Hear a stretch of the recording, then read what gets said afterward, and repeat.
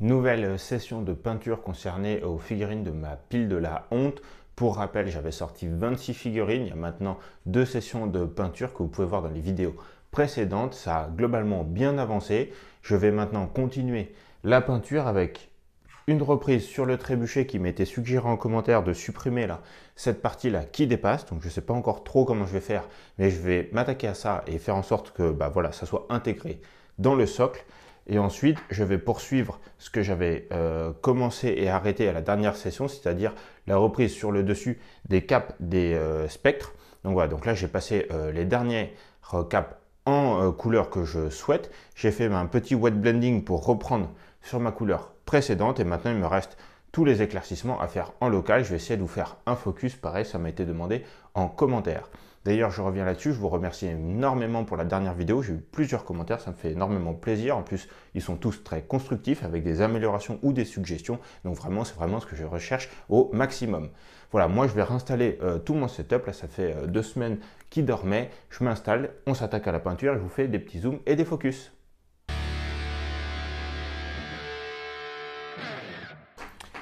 Pour le trébuchet, j'ai donc choisi la méthode douce pour découper la partie qui dépassait. J'hésitais longtemps entre la Dremel ou la découpe plus ponçage. Je suis parti sur une partie découpe plus ponçage parce que j'avais peur de perdre un peu le contrôle et d'abîmer le reste de la peinture déjà effectuée. Honnêtement, ça a été assez dur parce que c'est de la résine, donc ça se fragmentait énormément, mais bon, globalement, j'ai à peu près réussi. J'ai fait une découpe tout le long en suivant le bord du socle existant, puis après un petit coup de ponçage léger.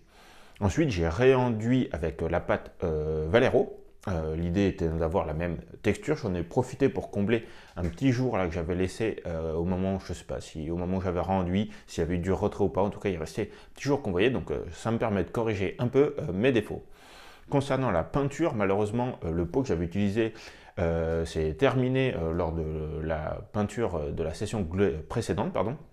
Du coup, je me suis fait un petit mélange. Je suis assez content, j'ai à peu près retrouvé la teinte d'origine. Avec le brossage à sec, normalement, on devrait y voir que du feu. Et on va maintenant s'attaquer à la partie cap des spectres. Donc je vais essayer de vous résumer déjà globalement ce que j'avais fait sur le précédent.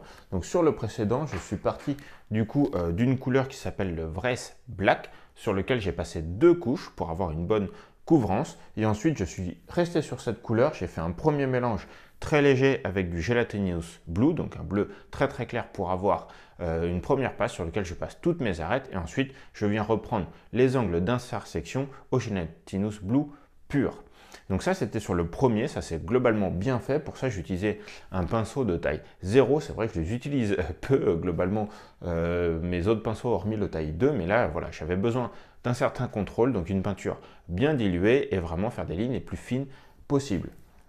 Sur les autres, j'ai eu un peu plus de mal à lire les figurines. En fait, je me suis rendu compte que certaines n'avaient pas de lignes bien démarquées pour la cape. Du coup, j'ai fait un petit wet blending sur la partie liaison. Donc, je suis venu reprendre mon Nihilak Oxide et mon du coup Vresse Black sur lequel voilà, au moment où j'ai appliqué ma première couche, j'ai fait un premier wet blending. Au moment où j'ai appliqué ma deuxième couche, après j'ai fait quelques glacis. C'est pas parfait, l'objectif était voilà, de faire une transition relativement douce. Je pense qu'avec la reprise en arête et tout ça, globalement ça va attirer l'œil et on ne le verra plus. Peinture des spectres terminée, ça me fait maintenant 7 figurines au stade peinture terminée. Il me restera que les socles à finaliser avec les pigments, les touffes d'herbe et les bords en noir. J'ai toujours envie de peindre, donc pour le moment je vais arrêter ces figurines à ce stade-là. Je vais continuer à avancer les autres figurines pour essayer de les emmener petit à petit à ce stade-là, à voir si j'arrive à faire les 26 d'un coup, et dans ce cas-là je ferai tous les socles d'un coup, ou si à un moment donné j'ai envie de faire une pause peinture, et dans ce cas-là je finirai les socles. Là je vais partir sur les araignées, elles me font de l'œil. Pourquoi? Parce que finalement elles sont quasiment terminées, il ne me reste plus que l'araignée en elle-même, puisque tout le reste du socle, des socles sont faits. Donc je pense que je vais essayer de partir sur des araignées avec des couleurs très vives. Ça fait très longtemps que j'ai envie de le faire. Pourquoi? Parce que j'adore l'armée Orc et Gobelins du style Game Workshop. Et ils ont souvent des araignées assez colorées. Et j'ai bien envie de tester ce format de couleurs. Donc là, je vais faire une petite pause repas. Ça va me laisser le temps de réfléchir à mes couleurs. Et on se retrouve après pour la peinture des araignées. Voilà, après quelques recherches, j'ai trouvé mes araignées, on va dire, de de modèles, même si je ne vais pas faire tout à fait les mêmes, puisque bah, là il s'agit de très grands modèles, donc qui laissent pas mal de place à la créativité, mais néanmoins je vais quand même m'en inspirer. Donc j'ai surtout retenu, bah, moi la orange, j'ai toujours voulu avoir une araignée orange, donc je vais partir d'un marron très orangé, mon orange qui m'avait explosé à la figure la dernière fois, et puis un éclaircissement en jaune. Ensuite, il y en a une qui m'a frappé, c'est une araignée grise à petits points. Donc, je vais essayer de faire ça, honnêtement. Donc, je vais partir d'un gris assez foncé, mon intermédiaire et quelques points très très clairs de gris. Et ensuite, j'ai remplacé l'araignée bleue que je voulais m'inspirer par une violette. On va voir ce que ça peut donner. Et puis, je vais essayer également de m'en faire une vert qui tire sur le jaune. Donc pour ça, je me suis repris une palette toute neuve. Je vais m'installer tranquillement, sortir mes pots, puis on va s'y attaquer. J'ai également pris un noir pour faire sûrement le bout des griffes. Je vais voir si je les fais en os ou en noir. J'ai vu pas mal d'araignées qui les avaient en noir et ça m'intéresse pas mal. J'ai terminé les araignées, j'en suis très content. Ça me fait vraiment plaisir de voir autant de couleurs sur les figurines. J'adore vraiment ça. J'ai enchaîné directement avec l'espèce de chien poulet. Voilà, je me suis vraiment inspiré de la tête d'un coq et après je voulais faire le corps d'un chien. Pour ça, j'ai toujours utilisé la couleur que j'aime le moins. J'essaye de petit à petit la vider. Donc j'ai dû passer jusqu'à 3 couches, je crois, pour faire juste la partie homogène de son corps.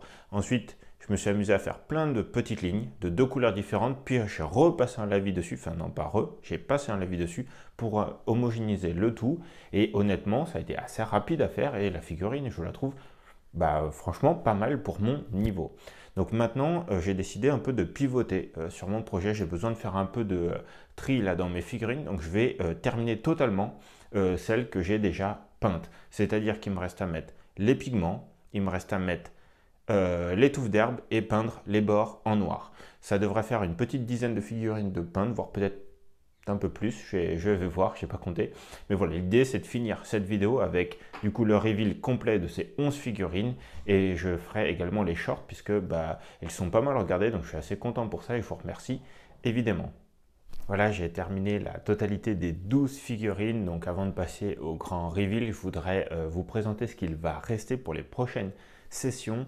La première, c'est une espèce de grosse bébête type Vargulf ou Strigoi que j'ai bien envie de peindre en suivant un peu le guide de Martin Rims pour les mangeurs, pour les cours des manchères, pardon, puisque ça me fera un bon entraînement pour ce que j'ai à peindre pour plus tard. Donc ça, j'ai préparé un peu les peintures.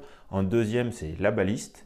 En troisième, j'ai tous les 5 figurines des hommes serpents. En quatrième, j'ai le petit groupe de PJ/PNJ. Et en cinquième, les cavaliers. Voilà, je vous laisse me faire un retour en commentaire vers lesquels vous voudriez que je peigne en priorité. Voilà, et moi j'essaierai de m'adapter en fonction des retours. De toute façon, elles vont toutes y passer. Voilà, en tout cas, je vous remercie vraiment de suivre ces séries de vidéos. Moi, ça me fait énormément plaisir en tout cas de vider ma pile de lounge. Je me sens de mieux en mieux vidéo après vidéo, figurine après figurine. Je suis en train de continuer de ranger en parallèle de ça. En semaine, j'ai peu de temps pour peindre, donc je profite tous les soirs de faire un peu de tri, un peu de rangement, programmer les prochaines sessions, les prochaines séries. Et vous allez voir, il y a du très lourd qui va venir. Voilà, je me prépare moi pour un week-end de 4 jours le week-end prochain. Donc j'ai bien envie d'avancer à fond. Donc j'attends vos retours et je vous dis à la prochaine. Bye bye.